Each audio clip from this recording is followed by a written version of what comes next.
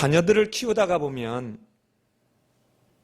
애들이 자기가 원하는 것을 얻기 위해서 하여튼 끈질기게 집요하리만큼 엄마 아빠에게 무언가 다른 것으로 집요하게 포기하지 않고 요구해 올 때가 있습니다. 뭐를 사고 싶다든지 그러면 다른 핑계를 댑니다. 오늘은 왠지 공부가 잘 안 된다는 둥, 자꾸 누우면 그거 생각만 난다는 둥. 그러니까 부모는 어떨까요? 얘를 공부를 하게 하려면 이걸 안 사줄 수가 없겠구나. 사실은 이전에도 사줘봤는데 사줘보니까 문제가 있어. 그래서 안 사주고 싶지만 탐탁치가 않지만 이것을 해주면 그래도 말을 좀 듣지 않을까? 그래도 이제 엄마가 해준 것 그걸 고마워하면서 공부를 좀 열심히 해주지 않을까? 이 기대를 가지고 요구를 들어주곤 합니다. 그러나 부모의 그런 기대와는 달리 자기가 원하는 것을 얻는 데 성공한 그 아이는 불과 얼마 지나지 않으면 성공을 맛봤기 때문에 또 다른 원하는 것을 얻기 위해서 또다시 이전에 썼던 전략을 또 씁니다.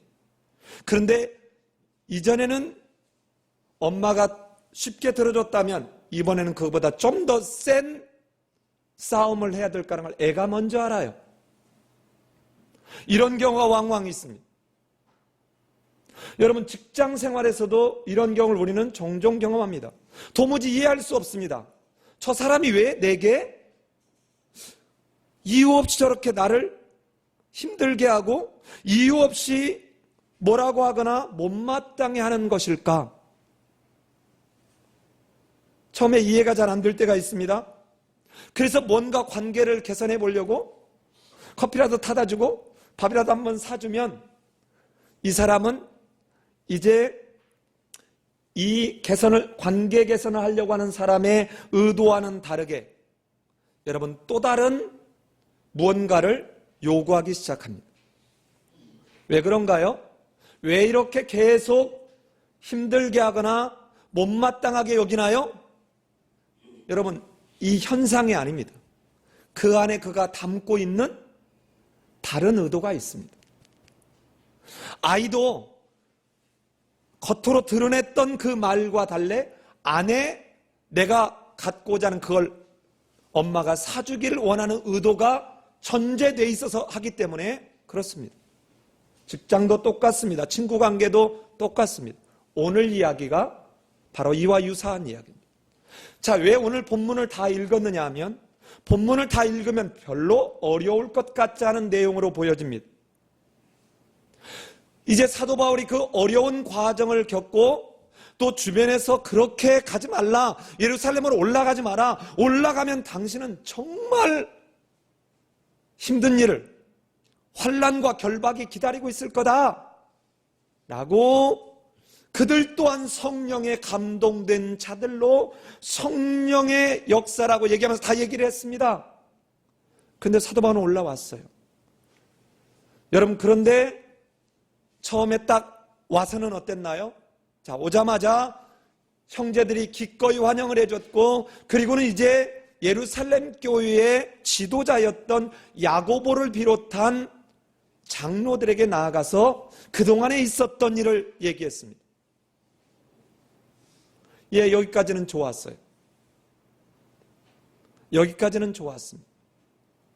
그런데 예상했던 대로 야고보가 이렇게 얘기합니다.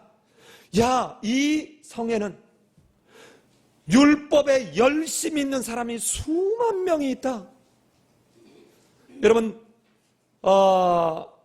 요아킴 에레미야 하스라고 하는 이 신학자가 연구한 결과에 보면 당시에 요 성경이 쓰였을 당시에 예루살렘에 2만 5천에서 최소 2만 5천에서 많으면 5만 5천 정도가 살았을 거라고 보는 거예요. 그런데 여기에 율법에 열심히 있는 사람이 있는데 그동안에 내가 여기서 들어보니까 너에 대한 소문이 아주 더럽게 들렸다는 거예요.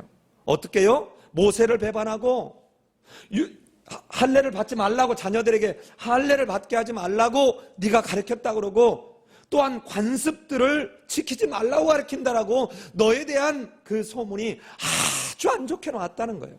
그러니 너도 율법에 아주 충실한 사람이라는 것을 이 율법에 열심히 있는 사람들이 이해할 수 있도록, 너에 대한 좋은 그런 생각을 갖도록 네가 결례를 행했으면 좋겠다.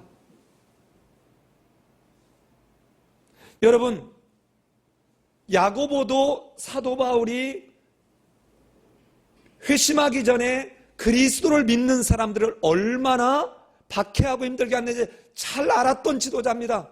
그럼에도 불구하고 이 사도 바울의 회심과 사도 바울을 통한 하나님의 역사, 하나님이 하시려고 하는 이 일을 야고보가 받아들였기에 야고보는 지금 어떤 마음이 있어요? 어떻게든 사도 바울이 해코지를 당하지 않게 하고자 하는 그 마음이 있어요. 그래서 여기 지금 사단 일이 벌어질 위험이 있다. 아무래도 사단이 난 것 같다. 그러니 아주 못 당할 일을 당하기 전에 이렇게 하자. 여러분, 사도 바울은 전혀 여기에 개의함이 없지만, 내가 고린도전서 9장에서 얘기한 것처럼 내가 모든 사람에게 자유하였지만, 또한 내가 스스로 모든 사람을 위하여 종이 된 것은 더 많은 사람을 얻고자 함이라. 여러분, 사도 바울은요, 왜 할례를 반대했냐면요, 그리스도의 십자가의 복음 자체가 무언가 부족할지 몰라서 할례라고 하는 것을 통해서 유대인들의 관습과 유대인들의 주장을 받아들여서 혹시 부족할지 모를 미래의 어떤 것에 대한 보험을 드는 것과 같은 것으로 인식되는, 이게 잘못됐다는 거예요. 그리스도를 믿는 믿음으로 충분하다는 거예요. 여러분, 자, 그리스도를 믿으니까 할례 받게 하는 거 뭐 그 대단하게 나쁜 겁니까? 이렇게 얼마든지 얘기할 수 있습니다. 그런데 만약에 이 할례를 하게 되면 어떤 문제가 생기느냐? 그리스도의 그리스도의 십자가의 그 대속의 은혜가 부족할지 모르는, 이것이 완전하지 않을지 모를 그 상황을 대비하는, 마치 오늘날 얘기하면 보험 드는 것 같은 이런 잘못된 인식을 줄 수 있기 때문에 할례 굳이, 이것은 가치 중립적인 일이다. 자, 이게 무슨 말입니까? 가치 중립적이다. 할례를 받아도 그만, 안 받아도 그만이다. 할례 자체가 우리의 구원에 영향을 주는 일이 아니기 때문이다. 그러니까 어떻게 해요? 율법에서 말한 결례하는 것, 결례를 지키는 것도 사도 바울은 이거 지키고 안 지키고 아무 상관이 없습니다, 지금. 그래서 야고보의 그 권면을 아주 선한 마음으로 받아들였습니다. 그런데 정말 그러면 유대인들이 마음을 돌릴까요? 여러분, 하나를 주면 열을 달라고 하는 게 사람입니다. 여러분, 조폭이나 요즘 학생들 그 학원폭력의 일진회 얘들 보세요. 1,000원을 주면 그 다음에 얼마 가져오라고 그래요? 10,000원 가져오라고 합니다. 여러분, 10,000원 가져다 주지요? 엄마 아빠 없을 때 집으로 옵니다. 집으로 와요. 집으로 와서 지들 마음대로 하는 거예요. 여러분, 매스컴상에 등장하잖아요.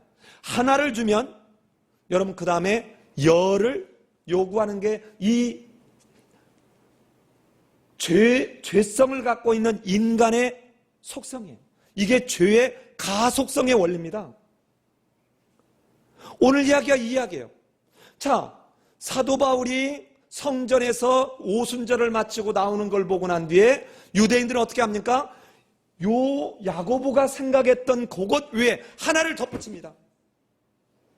이제 하나를 더 씌워서 뭐라요? 저가 성전을, 이방인을 데리고 들어가서 성전을 이제 거룩한 곳을 더럽혔다는 거예요. 하나를 덧붙였습니다. 그리고는 사람들을 충동질하고 사람들에게 선동을 해서 이제 사도 바울을 붙잡고 때리기 시작하는 거예요.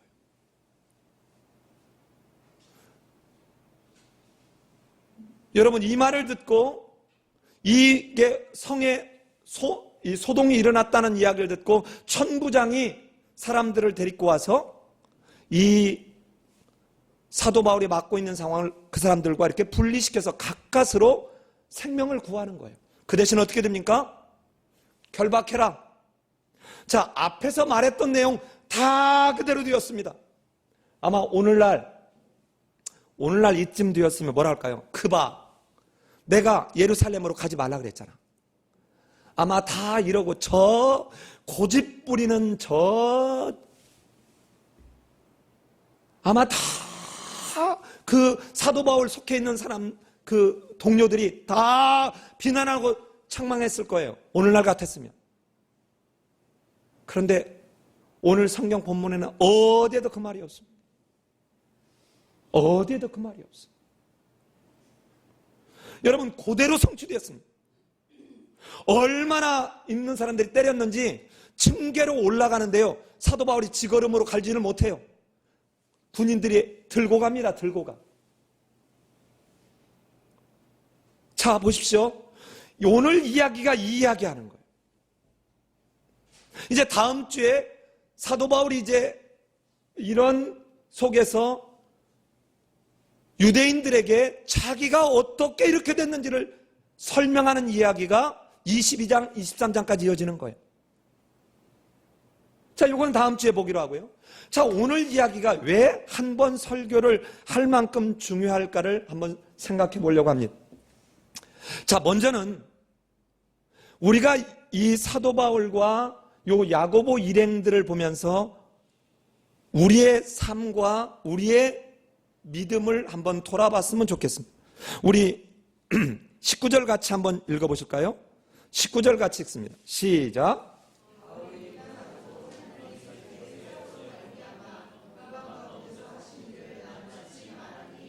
예, 제가 목회자들을 만나거나 성도들을 만나거나 선교사님들을 만날 때 너무 많이, 너무 자주 어렵지 않게 듣는 말이 뭐냐면 내가라는 말을 많이 해요. 내가 뭐 할 때, 내가 뭐 했을 때, 내가 뭐 했을 때. 근데 지금 사도 바울이 예루살렘교로 돌아와서 누가 하신 일? 하나님이 자기의 사역으로 말미암아 이방 가운데 하신 일을 낱낱이 말하니. 여러분, 내가 아닙니다. 여러분, 하나님은요, 이미 말라버린 나무 막대기를 사용하셔서도 일하실 수 있는 분이에요. 여러분, 그냥 죽은 자를 살리는 정도가 아니고요, 모든 이 살이 다 육탈이 된 그냥 말라버린 뼈를 일으켜서도 군대를 만드실 수 있는 이 창조의 하나님, 이 전능하신 하나님이 일하시는데 나를 뭘로요? 동역자로, 종으로 참여하게 하는 영광을 준 것인데, 내가라는 것을 강조하면 어떤 일이 벌어지죠? 그 하나님의 영광을 내가 뭐 하는 거예요? 예, 빼앗는 겁니다. 탈취하는 것입니다. 내가라는 말, 나를 하는 말을 빼고 나면 여러분 어느 경우는 할 말이 별로 없어요. 여러분, 사도 바울이 지금 그 어려움과 그 힘듦과 살해 위협을 당하고 이 고역을 당하는 가운데서 돌아와서 하는 보고 딱 한마디가, 하나님이 나로 말미암아 이방 가운데서 하신 일을 낱낱이 보고했습니다. 하나님이 하신 일. 하나님. 사랑하는 여러분, 우리 삶이 예배인교회 9년의 그동안의 과정을 보면 저는 아무리 생각해도 사람이 한 것 같지가 않아요. 지금도 어느 때 가만히 혼자 이렇게 생각을 해보면 정말 이해할 수 없습니다. 우리는 9년의 과정을 통해서 사람이 한 일이 아니라 하나님이 하신 일이에요. 여러분, 제가 개척할 때 굉장히 고민한 게 뭔 줄 압니까? 그냥 어떤 사람들은 이렇게 생각할 수 있어요. 그게 더 나은데 이렇게 생각할지도 몰라요. 여러분 들어봐요. 제가 교수 신분으로 1억이든 2억을 여러분 제가 조달을 해서 그럴듯하게 딱 하고 헌금 얼마가 들어왔던 내가 알아서 쫙쫙쫙 빚 갚고 뭐 하고 여러분 이렇게 할 수 있습니다. 얼마나 속도감이 있습니까? 얼마나 빠를까요? 여러분 이렇게 하고 싶은 마음이 수없이 들었습니다. 근데 왜 이렇게 안 했냐? 이거는 목사의 비즈니스 될 가능성이 너무 많기 때문에 그래요. 교회는 벽돌 한 장 한 장이 쌓여져서 건물이 되듯 성도 한 사람 한 사람이 함께 동역자로 시간이 걸려도 더뎌도 여러분 이럴 때 우리는 누구나 할 것 없이 목사든 성도든 누구나 할 것 없이 우리가 한 게 아니네? 하나님의 은혜였네. 지금 생각해보면 목사가 되기 전에 이미 1990년대 하나님은 저로 이걸 먼저 경험하게 한 것 같아요. 어쩜 먼저 훈련시킨 것 같아요. 삼척에 있는 우리 목사님이 여러분 서울에 있는 그 큰 교회들에서 목회자로 부를 때 자기는 무교유 지역에 가서 섬기겠노라고 교회가 없는 지역에 가서 아이들 영어를 가르치는 것으로 시작을 했습니다. 교회가 없어요. 1년에 적어도 2차례씩 우리가 갔습니다. 가면은 짧게는 뭐 한 3박 4일부터 일주일 가면 산길을 차를 놓고는 또 걷고 걸어가지고 한 가정을 위해서 신방을 가는 거예요. 그냥 뭐 가가지고 예배 드리는 게 아닙니다. 먹을 것 갖다 주는 할아버지 할머니한테. 여러분 거기가 이 항구 지역이라 얼마나 그런 미신적 우상 숭배적 이게 강한지 몰라요. 1년이 지납니다. 처음에 그 목사님이 세를 들은 집을 갔는데 제가 울었어요. 그 집이 너무 형편없어서. 그 목사님의 형이 여러분 내가 볼 때는 100억도 넘는 부자입니다. 어마어마한 부자예요.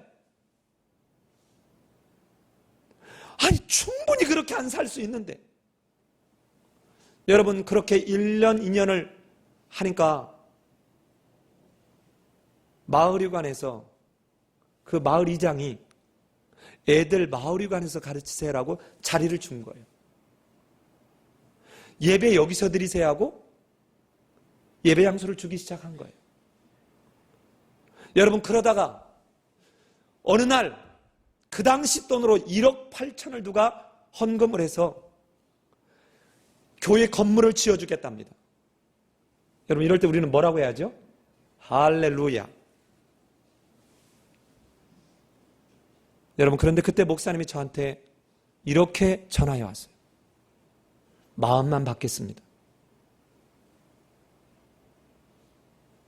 교회는 예배당은 성도들이 기도와 헌신으로 벽돌 한 장이 한 장이 쌓아져 가는 게 교회지 누군가에 의해서 딱 예배당이 지어지는 이것은 그렇게 썩 바람직한 모습이 아닐 것 같습니다.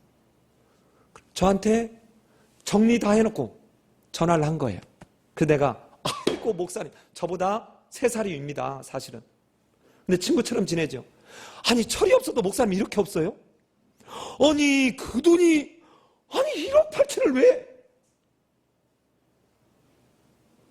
여러분 그러고 난 뒤에 그러면 예배당이 건축이 안 됐을까요?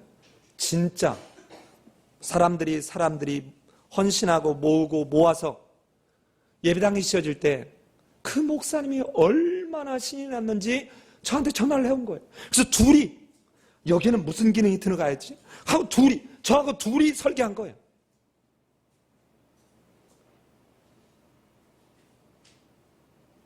어쩌면 지금 돌이켜보면 앞서서 이런 하나님은 경험을 하게 하신 것 같아요. 저는 그때는 제가 목회할 거라는 걸 꿈에도 생각하지 못했습니다. 한 번이 아닙니다. 2번을 했어요. 또 한 번은 어느 분이 교회에 뭐를 하려고 하는데 교회를 확장하려고 하는데 3천만 원이 필요했다는 거예요. 근데 어느 날 새벽 기도에 어떤 분이 오더니 새벽 끝나고 난 뒤에 목사님 잠깐 뵙자고 하더니 자기가 아파트를 샀다가 팔았는데 세금 다 내고 보니까 매매 차익이 7천만 원인가 8천만 원이 났다는 거예요. 그래서 이걸 헌금하고 싶다고 했답니다. 여러분, 그럼 여러분 같으면 어떻게 하겠어요? 야, 우리는 3천만 원이 필요한데 하나님은 영감에 갑절을 더하셔서 배나 응답하셨다. 그 하나님 앞에 어떻게 해야 돼요? 영광의 박수를 해야 되지 않겠습니까? 야, 나는 그 순간에 어떻게 그 목사님이 이렇게 반응이 나올 수 있는지 나는 이게 신기하다는 겁니다. 그분은 이 말씀을 듣고 난 뒤에 예, 정말 고맙습니다. 근데 그 물질은 우리에게 쓰라는 물질이 아닌 것 같네요. 역시 철없는 사람이죠. 그분이 왜요? 우리는 3천만 원을 놓고 기도했는데 아마 이 부분은 더 쓸 때가 있을 겁니다. 더 기도해 보십시다. 여러분, 그러고 난 뒤에 기도를 하는데 저 어디에 제3국에 어디에 신학교를 건축하는데 7천만 원이 필요하다는 이야기가 있었답니다. 여기에 7천만 원이 필요하다는데 어떻게 하시겠습니까? 라고 소개를 해줬다는 거예요. 그러니까 그분이 그러면 1,000만 원은 교회에다 헌금하겠습니다. 예, 그것은 괜찮겠습니다. 여러분, 늘 하나님 중심의 사고를 하는 사람은 여러분 나중에도 내가가 아니라 하나님이 나라고 하는 참으로 형편없는 부족한 존재를 사용하셔서 일하신 일이 무엇인지를 고백하게 됩니다. 그러자 야고보와 일행들이 어떻게 합니까? 여러분 20절 같이 한번 읽어보실랍니까? 20절 같이 읽습니다. 시작.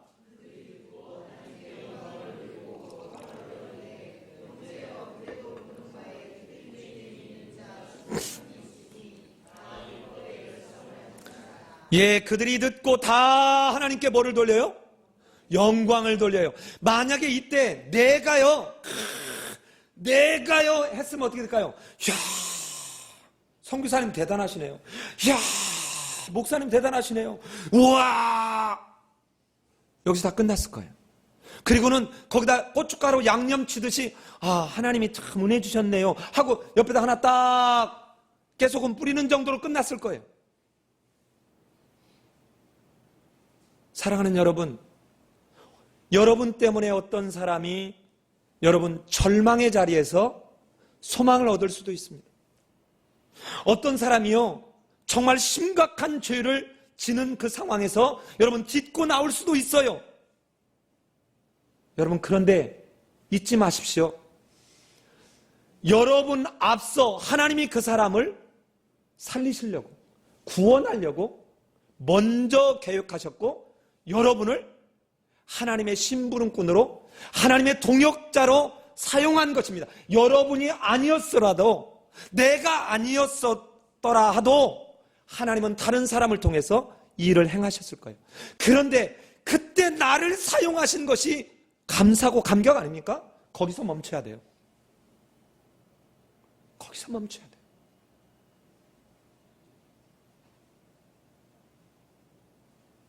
여러분, 그러면서 벌써 사도 바울이 와가지고 고백하는 그 속에 야고보가 딱 들어보니 자기 하나도 안 내세워요.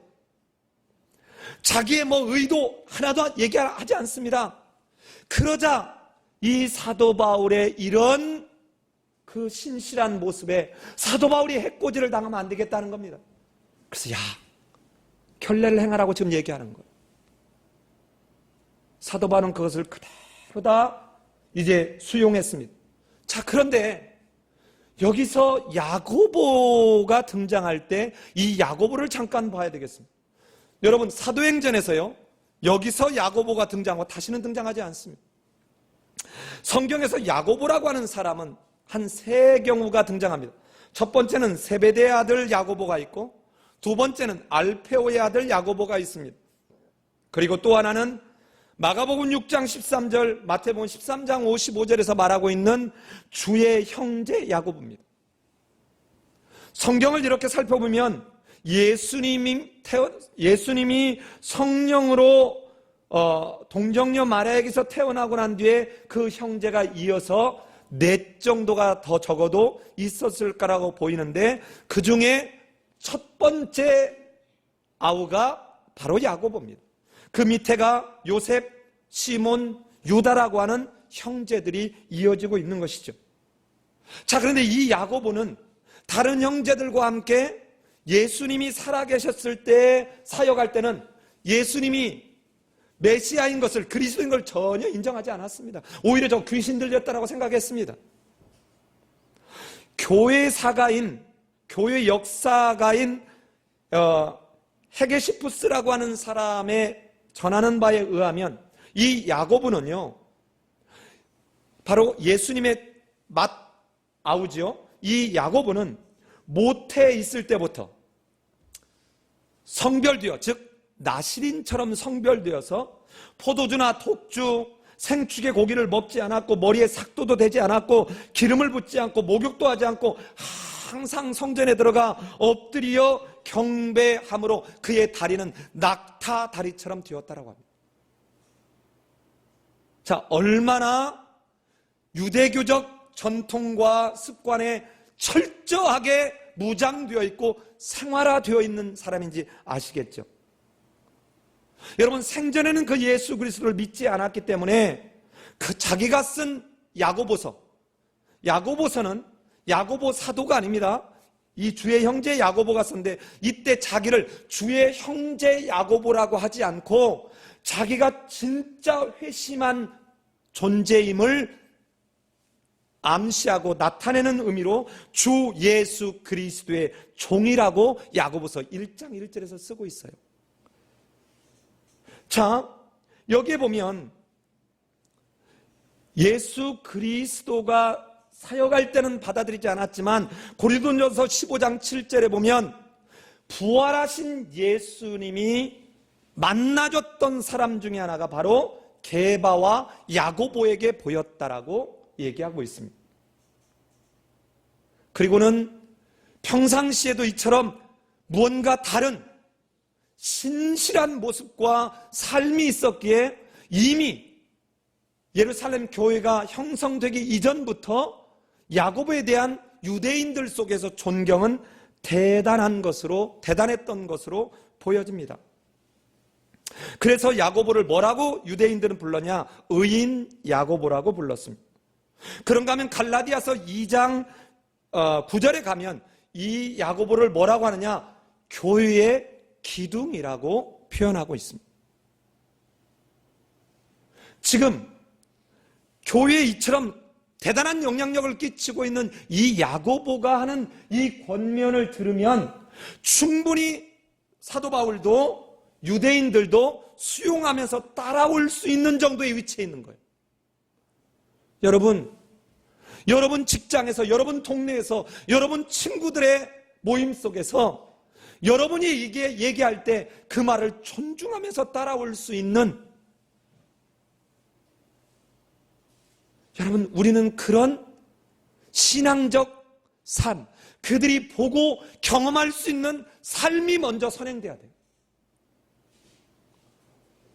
그런데 예수 믿는 사람들은 어때요? 말만 잘해요. 입만 살았어요. 아주 진절머리 날 때가 많습니다. 그 뒤를 보면 엉망인데, 아마 물에 빠지면 예수 믿는 사람은 절대로 안 죽을 것 같습니다. 왜 그래요? 물속에서도 물고기하고 얘기할 겁니다. 셋만 모이면 누구 한 사람 이미 여러분 안주 삼아 난도질 끝났을 겁니다. 여러분 좀 차분하게, 진지하게, 상대방이 어떤 상황인지 내가 충분히 알지 못하면 내가 아는 게 다가 아니라는 그 겸손한 마음 가지고 여러분 기다려봐도 좋을 텐데, 우리는 너무 말만 앞서고 있는 거 아닌가요? 그런데 이 야고보 말에 여러분 그대로 바울이 순종합니다. 바울에게는 아까 말씀드린 대로 아무런 가치의 차이가 없어요. 결례를 하나 안 하나 이제는 아무런 차이가 없습니다. 그런데 어떻게 합니까? 그 야고보의 권위와 그 권면, 이 권면은 뭡니까? 저 연약한 유대인들의 그 마음을 배려하는 이 바울, 그리고 바울과 유대인들을 동시에 또한 고려하는 이 야고보의 그 생각을 다 받아들여서 결례를 행하는 거예요. 왜 결례를 행하라고 했을까? 아마 사도 바울이 이방인 지역에서 오랫동안 사역을 했기 때문에 자기도 모르게 부정한 상태에 노출되었을 거라고 보는 거죠. 그래서 다시 유대인적 그 습관, 사도 바울에게는 아무런 가치가 없는 그런 일임에도 불구하고 이걸 받아들여 주는 거예요. 왜 그래요? 내가 율법 아래에 있지 않지만 율법 아래에 있는 자들에게는 내가 율법 아래에 있는 자처럼 하고, 내가 할례를 받지 아니한 자들에게는 내가 할례를 받은 사람이지만 그 이방인에게처럼 내가 맞춰서 하는 것은 어떻게든 부득불 한 사람이라도 더 구원하고자 함이라. 여러분 우리 속에 이 마음이 있습니까? 야고보의 이 마음, 바울의 이 마음과는 다르게 유대인들은 여러분 똑같은 현상을 바라보지만, 같은 자리에 있지만 그들은 생각이 달랐습니다. 유대인의 계종에 올 사람들을 저 그리스도교로 가게 하는가 하면, 심지어는 유대인 중에서도 이쪽으로 넘어가게 함으로 이들을 대한 시기가 발생한 것이지요. 그래서 어떻게 해요? 사도 바울이 결례를 행했음에도 불구하고 사도 바울을 흔쾌히 받아들일 어떤 마음이 없습니다. 그러자 어떻게 합니까? 결례를 마치고 사도 바울이 성전에서 나오자 어떻게 해요? 이제 여기다 하나를 덮어 씌웠다 그랬죠. 여러분 이 성전에 들어가는 문제, 자, 이 성전과 관련된 것은 성경 전체에서 굉장히 중요한 주제입니다. 자, 잠깐 이 유대인들이 왜 이렇게 사도 바울이 거룩한 곳을 더럽혔다고 덮어 씌웠는지를 잠깐 우리 한번 보려고 합니다. 자, 화면 한번 보십시오. 이게 그림이 커서 한 번에 딱 보여질지 모르겠는데요. 자, 잘 안 보이시죠? 예, 안 보일 것 같았어요. 예.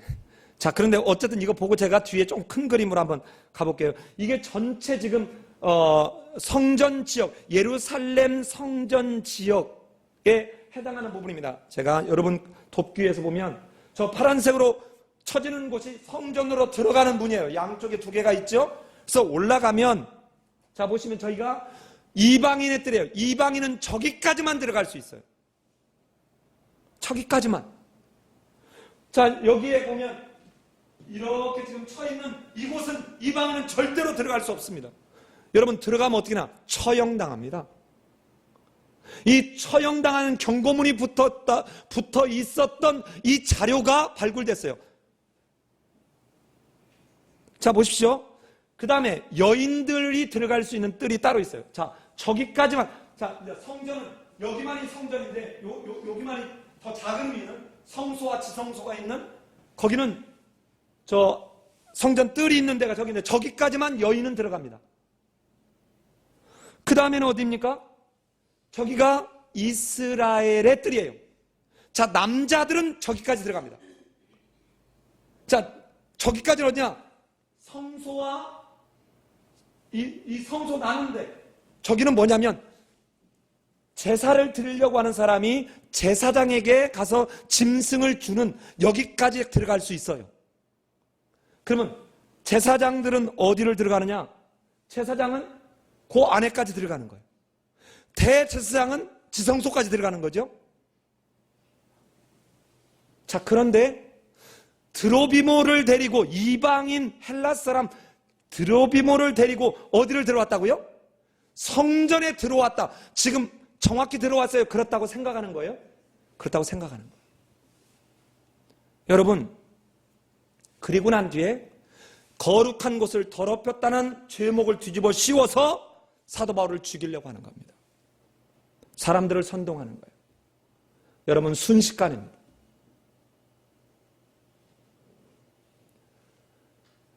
여러분, 사실 확인이 안 되고 자기 생각으로 그냥 판단하고 건너짚어서 말하는 경우를 너무 많이 봐요. 너무 많이 봅니다. 너무너무 안타까워요. 이미 누군가 하나 인격살인했습니다.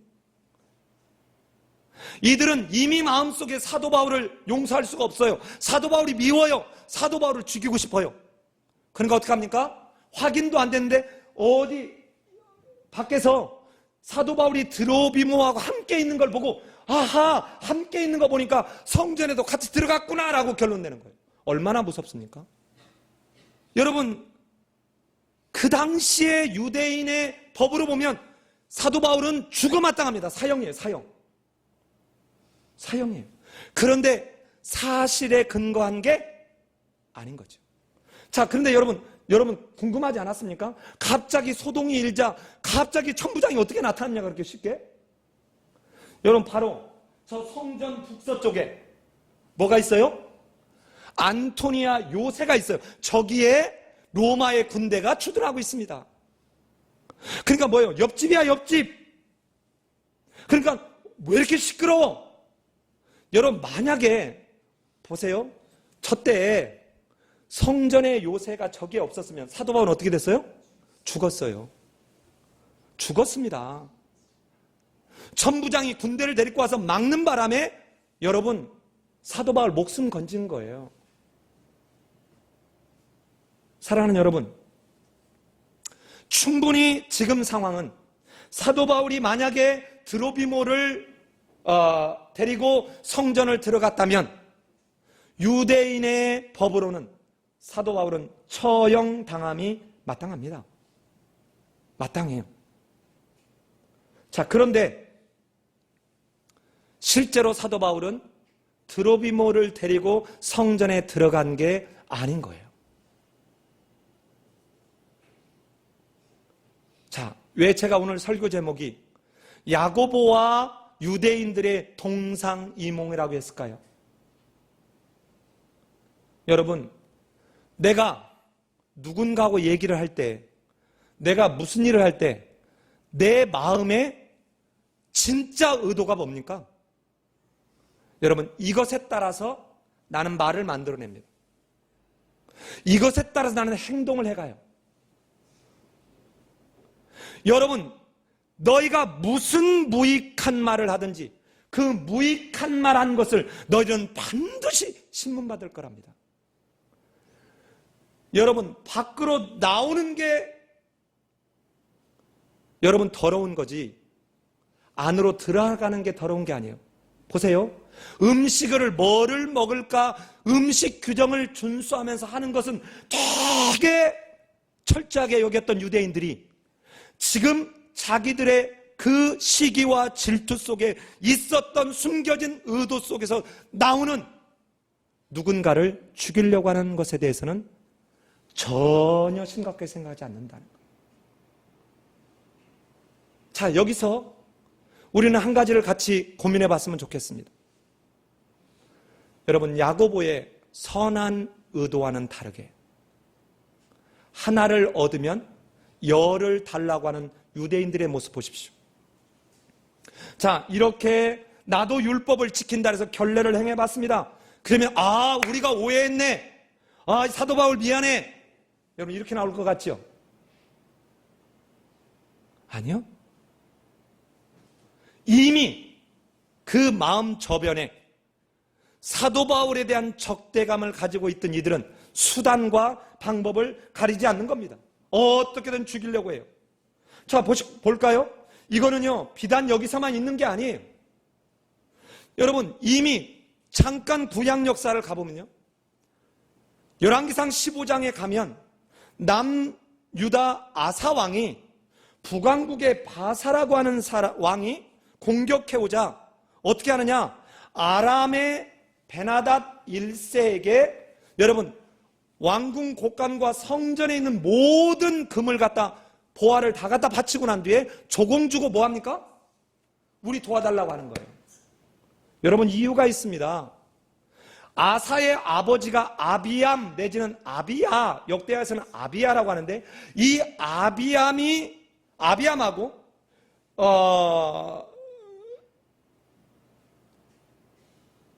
베나닷 1세의 아버지 다브림몬하고 이미 양쪽이 조약을 맺었습니다. 서로 도와주는 조약을. 그런데 아버지 아비암이 죽자 이 죽은 틈을 타고 어떻게 하느냐? 바사가 끼어들어가지고 아들 베나닷과 이렇게 조약을 맺어버린 거예요. 그런데 지금 아사 입장에서는 아람의 도움이 없이는 자기들 나라를 평온하게 유지할 자신이 없는 거예요. 그래서 어떻게 합니까? 하나님을 의지하기 전에, 하나님께 여쭈기 전에 지금 뭐합니까? 자기의 지혜자 가지고 지금 다시 여호와의 전에 있는 것, 왕궁에 있는 모든 금을 가져다 주면서 지금 뭐합니까? 우리 편 되어달라고 조공 바치는 거예요. 여러분, 그래서 어떻게 해요? 실제로 베나닷이 도와줍니다. 성공했어요. 성공하는 것 같지요? 여러분, 한 번 돈 맛봤는데 한 번만 올까요? 또 올까요? 여러분 집에 도둑 맞았지요? 반드시 그 집 다시 가요. 반드시 다시 갑니다. 왜요? 그 집에서 예를 들어서 큰 현금을 누군가 도둑님이 큰 돈을 한번 맛봤다면 그 집은 반드시 갑니다. 이번에는 가령 예를 들어서 장롱을 탔다면 그 다음에는 여러분 천정 떨을 거예요. 왜? 다시는 장롱에 안 놓을 거라고 생각하거든요. 미국의 한인사회에서 유명한 이야기입니다, 이게. 여러분, 그로부터 약 100년 뒤에 열왕기하 12장에 가면 요아스 때 아람왕 하사엘이 가드를 쳐서 점령하고 예루살렘으로 치려고 오자 역시 똑같은 짓 합니다. 여호와의 전에 있는 금과 왕궁 곡간에 있는 금 갖다 다 조공으로 바칩니다. 보세요. 하나님을 떠난 자들은 여러분 끊임없이 말려들게 되어 있습니다. 자기 지혜로 무언가를 해본다고 굉장히 자기가 똑똑하다고 생각하면서 뭐를 하지만 여러분 여지없이 당합니다. 여기서 끝나지 않아요.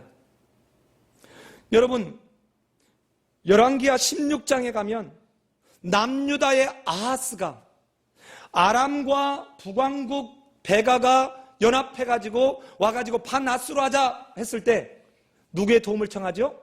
아수르의 도움을 청했어. 이때도 어떻게 하는 줄 알아요? 똑같이 선조들이 한 그대로 가져다가 왕궁과 여호와의 전에 있는 금 다 갖다 바치고 도와주십시오 라고 조공 바쳤습니다. 여러분 이때 이사야가 윗못 수도 세탁자의 밭의 길에서 여호와를 의지하라고 말하는 그 자리에 불과 여러분 23년 정도 뒤에 그 자리에 사네립이 보낸 랍사게라고 하는 사람이 나와서 항복하라고 얘기합니다. 이때 히스기야가 역시 왕궁 곳간에 있는 것 갖다 다 주고 살려 구다사이 합니다. 여러분 하나를 주면 몇 개를 달라고 한다고요? 10개 달라고 그래요. 여러분 진리는요 하나 타협하고 나면요 그 다음에 왕창 무너집니다. 참 저는 이럴 때 소름이 돋치는데요, 이 설교를 준비하면서 잠깐 짬을 내서 어느 다른 목사님 설교를 잠깐 들을 기회가 있었는데 곧 지나가는 그 한 말이 저에게는 놀라운 충격이었어요. 미국의 대각성운동을 일으켰던 정말 신학을 공부한 사람이나 신앙에 조금만 관심 있는 사람이나 다 알 수 있는 조나단 에드워즈가 여러분 개척해서 섬겼던 교회에 그렇게 사람들에게 복음을 전하자 여러분 사람들의 회개가 운동이 일어났고 심지어는 그 도시에 술집이 거의 사라지는 역사가 일어날 만큼 대부흥의 역사가 일어났는데 여러분 불과 지금 얼마 지나지 않아서 그 교회는 동성연애자를 환영하는 무지개 띠가 그려졌고 그 교회의 평신도 대표는 그 뭐라 그러죠? 여자 동성연애자를 뭐라 그러죠? 레즈비언이랍니다. 레즈비언 여자 둘이 있는데 아이가 오면서 여자 둘한테 한쪽에는 엄마, 한쪽에는 아빠라고 한다는 거예요. 그런데 그 목회자가 이게 아무렇지도 않은 일상인 것처럼 그냥 설명한다는 거예요. 이제 더 이상 그렇게 1000명이 넘었던 그 교회가 이제는 노인들만 남은 한 100명 정도로 여러분 하나를 타협하면 시대가 달라지니까 자 이제 세상 이 젊은이들을 끌어들이기 위해서는 세상적인 것도 얼마든지 도입돼야 된다라고 시도해봤습니다. 근데 젊은이들이 그러니까 교회에 있습니까? 여러분 진짜는요 우리 생각하고 달라요. 우리가 지레 겁내하는 거예요. 여러분 하나님의 일은 하나님이 하신다고요. 우리가 아니라고요. 그런데 이들에게 하나를 줬는데 어떻게 해요? 이렇게 하면 사도 바울이 또 야고보가 얘기한 대로 이렇게 하면 이 유대인들이 생각을 바꿀 거라고 야고보는 기대했을지 몰라요. 어떻게든 어려움 겪지 않고 선하게 해결해 보려고. 그러나 야고보의 의도와 다르게 흘러갔습니다.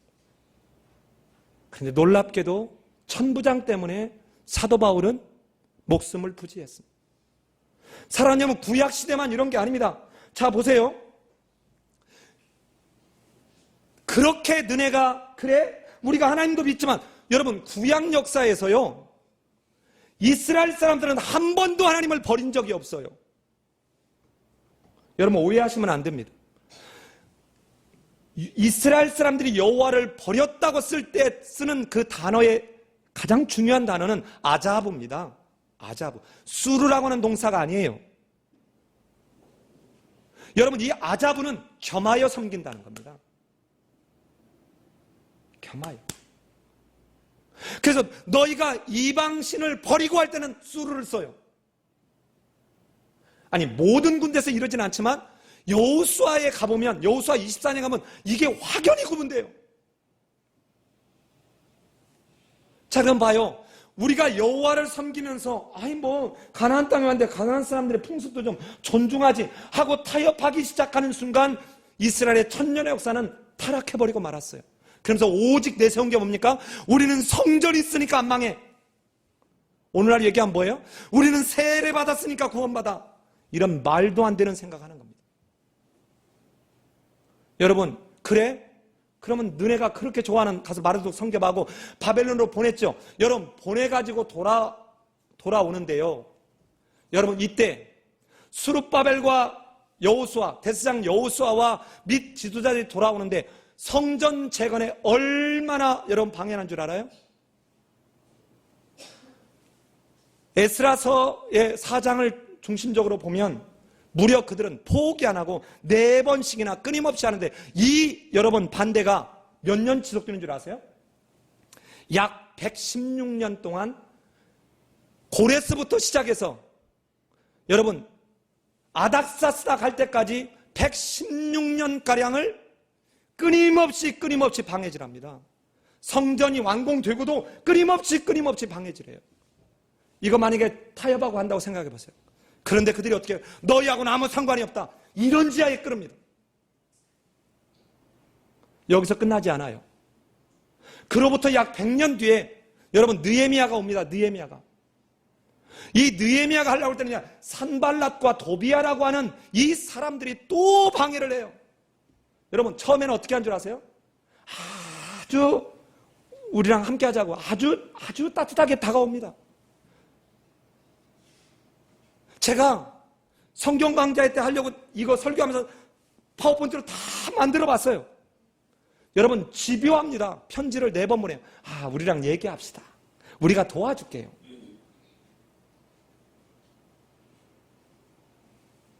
여러분 이랬던 그 이방인과 유대인들이 다를 바 없이 예수님이 오셔서 사역할 때 여러분 예수님을 누가 죽여요? 유대인들 중에서도 대제사장, 서기관, 장로들입니다. 오늘날 얘기하면 종교 권력자들이에요. 이들을 제가 순서적으로 봤습니다. 순서적으로 봤더니요 그냥 그러지 않아요. 처음에 덮어 씌웁니다. 신성모독이라. 왜? 내가 죄를 사할 권세가 있다라고 얘기하자 뭐라고 해요? 이건 신성, 하나님만 할 수 있는 걸 저게 감히 신성모독이라고 덮어 씌워놓고 그 다음에는 배척합니다. 2번째가 배척이에요. 3번째는요 책 잡으려고 시험하기 시작합니다. 4번째는요 이제 죽일 모의예요. 그리고는 마침내 죽일 때도 뭘로 죽이는 줄 아세요? 신성모독이라고 죄로 죽입니다. 자, 그런데 이 예수를 죽일 때 가장 죽이려고 하는 여러분 첫 번째가 뭔 줄 압니까? 성전 문제예요. 이 성전 무너질 거야. 성전 파괴 선언하는 것 때문에 아니 이 성전이 있어야 내가 먹고 살지. 기득권이에요. 기득권 세력. 용서할 수가 없는 겁니다. 여러분 이러한 예수를 죽였던 그들이 사도행전 6장에 가면 바로 스데반을 성전, 손으로 지은 성전에 하나님이 계시지 않는다. 요것 때문에 죽이는 거예요. 여러분 그런데 오늘 사도 바울에게 지금 뭘로 덮어 씌워요? 성전을 더럽혔다고 덮어 씌우는 거예요. 여러분 오늘날도 얼마든지 이럴 수 있습니다. 얼마든지. 예를 들어 누군가가 못마땅해. 그럼 뭔가 하나 싹 덮어 씌워요. 말을 이렇게 딱 잘라가지고 요걸로 덮어 씌워요. 그래 놓고는 이단이다. 이거는 뭐다? 여러분 이럴 수 있습니다. 다른 사람들의 말을 처음부터 끝까지를 보고 이 사람이 어떤 부분에서 성경하고 벗어났거나 신앙적으로 바람직하지 않은지를 지혜롭게 잘 도와주면 좋은데 말 딱 잘라가지고 이걸로 공격하는 거예요. 여러분 무조건 당합니다. 자 보세요. 저 룸과 심세, 산발랏과 도비아가 성전 재건하는 것, 이 바로 성벽 재건하는 문제로 방해했습니다. 이방인들이에요. 사마리아인들에 속했습니다. 자, 그런데 지금 유대인들에 속했던 종교 권력자들도 성전이 더 이상 기능을 못하는 것 때문에 무너지게 될 거야 라고 얘기하는 요것 때문에 예수 죽이는데 결정적인 영향을 주는 거예요. 스데반을 죽였고 이제 바울도 죽이려고 합니다. 사랑하는 여러분, 우리는 지금 똑같은 동상이몽하고 있지 않아요? 내 안에 저변에는 이미 내 것으로 꽉 차놓고 겉에다 싹 밀가루 바르듯이 성경적 언사들만, 단어들만 쭉 나열한 채. 아니요. 아마 주님 다시 오실 때 나는 너를 도무지 알지 못하노라라고 얘기합니다. 우리 삶의 예배교회 성도는 저는 이런 분 한 분도 없었으면 좋겠어요. 어제 저녁을 먹다 우리 아이가 이런저런 질문을 해요. 여러분, 지금 트럼프가 독도에 대해서 일본 편을 듭니다. 잘 보세요. 왜 일본 편 들어요? 중국하고 무역 마찰이 있으면서 중국이 미국산 농수산물 수입을 아주 대대적으로 줄였습니다. 그러자 미국의 농부들이 들고 일어났어요. 트럼프의 재선에 적신호가 켜진 겁니다. 그래서 아베한테 SOS를 친 겁니다. 긴급 도움을 청한 거예요. 아베가 얼마를 도와주기로 했냐? 8조 원어치를 도와주기로 했습니다. 8조 원을 농수산물을 사주기로 한 거예요. 자, 받았으니까 어떻게 해야 돼요? 주는 게 있어야 되겠죠. 그래서 국무부를 동원하고 자기도 뭐 할 때마다 독도에 대해서 독도가 우리가 매년 해왔던 독도 방어 훈련을 하자 이것을 비난했습니다. 여러분, 그런데 보세요. 지금 방위비 분담을 10억 불에서 50억 불로 5배 요구했습니다. 여러분, 우리가 1년에 지금 사주는 무기가 얼마인 줄 아세요?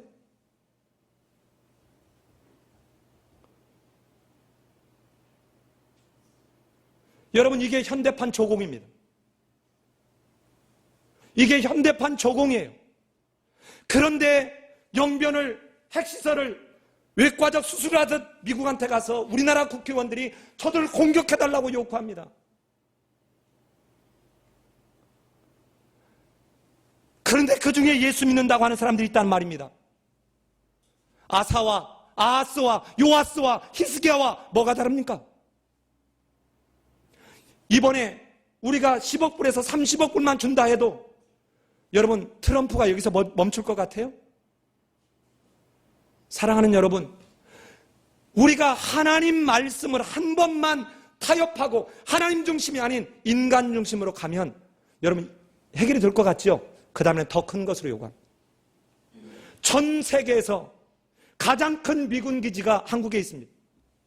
그런데 미군의 생화학 실험 여러분 센터가 대한민국에 있어 UPS로 탄저균을 보내옵니다.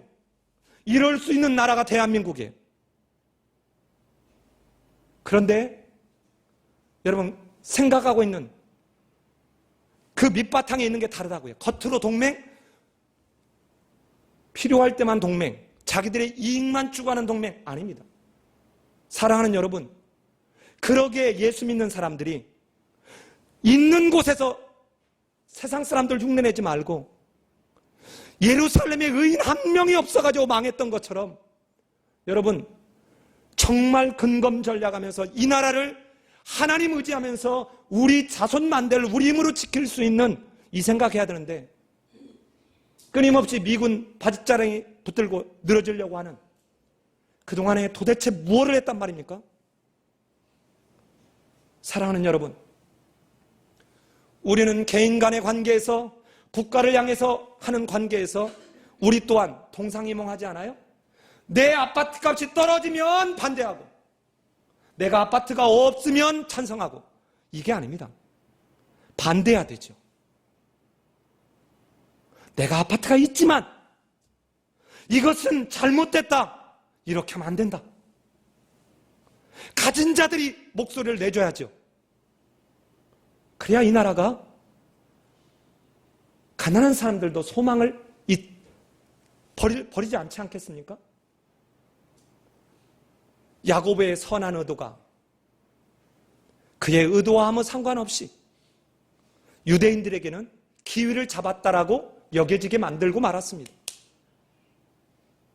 내가 성경적 원리를 한 번 타협할 때 이게 굉장히 포용적이라고 생각하지만 또 다른 어떤 사람에게는 찬스로 인식될 수도 있다는 사실을 우리 잊지 않았으면 좋겠습니다.